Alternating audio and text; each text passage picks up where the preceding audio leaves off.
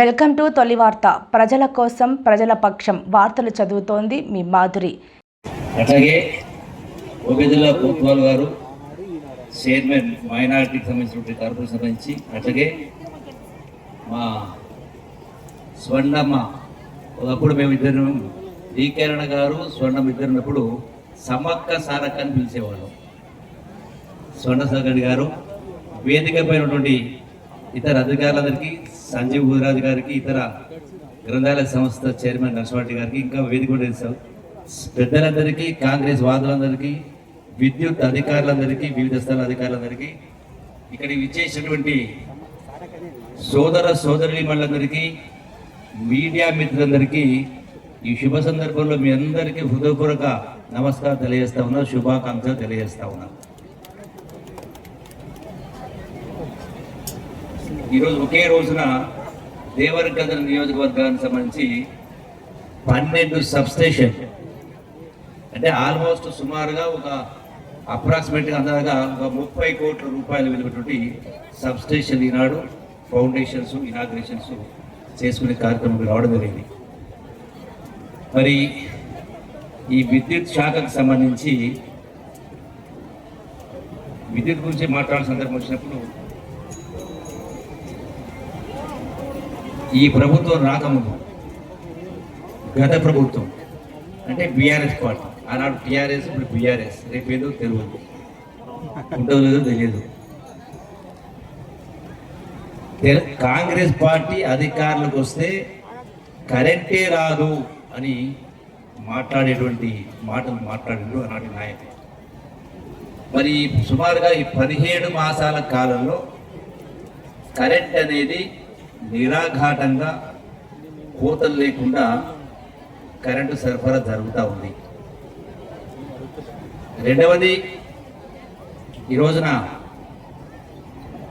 ఈ విద్యుత్ సరఫరాకి సంబంధించి ఇప్పుడే మనం చూస్తూ ఉన్నాం, ఇక్కడే 12 సబ్స్టేషన్. నాకు తెలిసి గడచిన ఒక నెల రోజుల నుంచి ఈ యొక్క పాలమూరు జిల్లాలో వివిధ నియోజకవర్గాలు, ఏ నియోజకవర్గం పోయినా, మన వనపర్తి నియోజకవర్గం వెళ్తే ఆ మీటింగులో డిప్యూటీ సీఎం గారు సుమారుగా 60-70 కోట్ల రూపాయలు విలువైనటువంటి నిధులు మంజూరు చేసి సబ్స్టేషన్లు, రకరకాల రైతులకు సంబంధించిన కనెక్షన్స్ కావచ్చు ఇచ్చే ఏర్పాటు అయింది.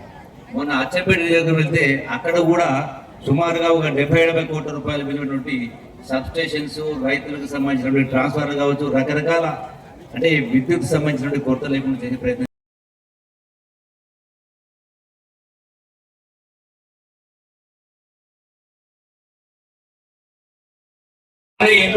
ఇట్లా వదిలిపోతే నేను డబుల్ బెడ్రూమ్ కట్టిస్తాను. 10 సంవత్సరాలు కట్టించిండా? నిరుద్యోగ యువతకు 3 ఎకరాలు 3,000 రూపాయలు నిరుద్యోగ పూర్తి ఇస్తానని ఇచ్చిండా? అంటే ధనిక రాష్ట్రానికి అప్పచెప్పినా, ఇన్ని లక్షల కోట్లు చేసి ఇచ్చినా నువ్వు చేయలే. ఆఖరికి మొన్న 2020 అంటే మొన్న జరిగిన ఎమ్మెల్యే ఎన్నికల ముందు రైతు భరోసా ఇచ్చిండు. ఎట్లిచ్చిండు? బంగారు బాతుగుడ్డు వ్యవహారం నెలకు 100 కోట్ల రూపాయల ఆదాయం వచ్చేటువంటి హైదరాబాద్ రింగు రోడ్డు సంవత్సరానికి 1000 కోట్ల రూపాయలకు ఆదాయం వచ్చిన రింగు రోడ్డు. అది ప్రతి సంవత్సరం కూడా ఆదాయం పెరుగుతూ ఉంటుంది. ఎట్లయితే కార్లు, బస్సులు కూడా తిరుగుతూ ఉంటే ఆదాయం పెరుగుతూ ఉంటుంది. సంవత్సరానికి 1000 కోట్ల రూపాయలు వచ్చే ఆదాయం వచ్చే రింగు రోడ్డును 7,000 కోట్ల రూపాయలకు అప్పనంగా అప్పచెప్పి ఆ పైసలు తీసుకొచ్చి ఎన్నికల ముందు ఓట్లు రావాలని రైతుల ఖాతాలో రైతు భరోసా ఇచ్చింది. మరి నిజంగా మీరు కనుక దొంగనట్టుగా ఇన్ని లక్షల కోట్ల అప్పు చేయకపోయి ఉంటే ఈ ప్రభుత్వం నెలకు 6,500 కోట్ల రూపాయల చొప్పున సంవత్సరానికి 75,000 కోట్ల రూపాయలు వడ్డీ కట్టాలని పరిస్థితి లేకుండా ఉంటే తులం బంగారానికి ఎంత అవుతుంది? మహా అంటే సంవత్సరానికి 2-3 వేల కోట్లు కావచ్చు. ఇవన్నీ మీరు చెప్పిన, మీరు కేసీఆర్, కేటీఆర్ అందరూ చెప్పేటువంటి అన్ని కూడా మొత్తం తిప్పి కొడితే 10,000 కోట్లు కావచ్చు. కానీ మేము కడుతున్నది 70,000 కోట్లు అప్పు కదా. ఇది ఎవరి పుణ్యం? మీరు చేసిన ఘనకార్యమే కదా. మళ్ళీ తగునమ్మా అంటూ మళ్ళా కాంగ్రెస్ పార్టీ వైపు నీళ్లు పెట్టి చూపించే ప్రయత్నం చేస్తా ఉన్నారు. మరి మీ లెక్కనే చేసింటే గడచిన కాంగ్రెస్ పరిపాలన మీ లెక్కనే జరిగింటే ఇలా రాష్ట్రాన్ని అమ్ముకోవాల్సిన పరిస్థితి వచ్చేది. అందుకే ఎందుకు చెప్తామనంటే ఇంత లోతుగా లెక్కలతో సహా మీరందరూ అర్థం చేసుకోవాలి. వాస్తవాలు ఒకటి ఉంటే ప్రచారం ఒకటి జరుగుతూ ఉంది. ఇలా ఇన్ని 100 సంవత్సరాల చరిత్ర ఉన్న కాంగ్రెస్ పార్టీ బ్యాంకు ఖాతాలు ఎంత ఉందో అప్పు తెలుసా మీకు? డబ్బులు ఏమైనా తెలుసా మీకు? మొత్తం పీసీసీ అంటే రాష్ట్ర కాంగ్రెస్ పార్టీ ఖాతాలో ఉన్న డబ్బులు కేవలం 15 కోట్లు. మరి 60-70 సంవత్సరాలు పరిపాలించిన దానిలో ఇలా 10 సంవత్సరాలు పరిపాలన బీఆర్ఎస్ పార్టీ ఖాతాలో డబ్బులు ఏమైనా తెలుసా మీకు? నేను చెప్పడం కాదు, కేసీఆర్ చెప్పాడు. 1500 కోట్ల రూపాయలు ఉన్నాయి. అంటే లక్షల కోట్ల రూపాయలు ఎట్లకెళ్ళి వస్తాయి? మంత్రాలు చదివి వచ్చినాయి మీ ఖాతాలో. ఆనాడు చందాలు వసూలు చేయలేదా? బస్తాలు మోసినామని, ఛాయలు ఇచ్చినామని, బజ్జీలు చేసినామని. ఈ బజ్జీలు చేస్తేనే వచ్చినాయా? చాలా మీదనే వచ్చినాయా మీ ఖాతా కలిసి పైసలు? అంటే దోపిడీ వ్యవస్థ కొనసాగింది. అందుకే కాంగ్రెస్ పార్టీ ఈ రాష్ట్రానికైనా దేశానికైనా కాంగ్రెస్ పార్టీ శ్రీరామ రక్ష. కాబట్టి ఇంకొక విషయం చెప్పి ముగిస్తా. పార్టీ పరంగా చూస్తే నేను లెక్కలు చెప్పిన మీకు. పార్టీ నాయకత్వం లెక్క కూడా తెలవాల్సిన అవసరం ఉంది. ఒకసారి జ్ఞాపకం చేయాల్సిన అవసరం ఉంది.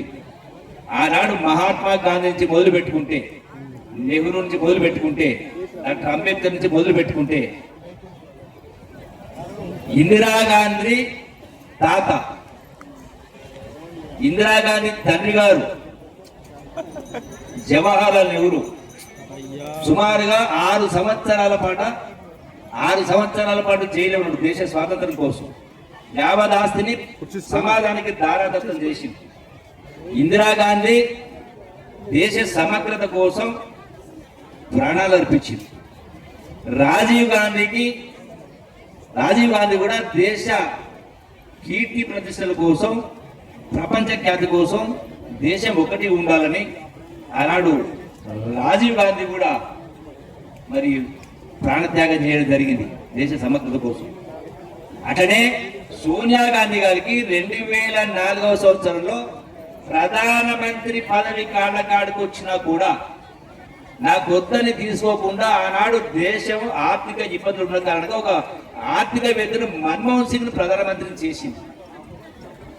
2009లో రాహుల్ గాంధీ అంటే కాంగ్రెస్ పార్టీకి కేంద్రంలో ఢిల్లీలో కాంగ్రెస్ పార్టీ మెజార్టీ వచ్చింది.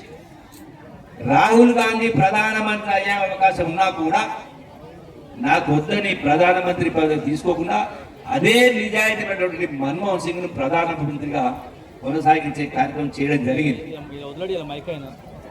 ఈనాడు రాహుల్ గాంధీ ఎక్కడి నుంచి, కాశ్మీర్ నుంచి పరిష్కారం కోసం అందరూ కూడా ఒకటిగా ఉండాలి, పట్టుదల ఉండాలి, కలిసి ఉండాలి, మంచిని మంచి అనాలి, చెడుని చెడనాలి.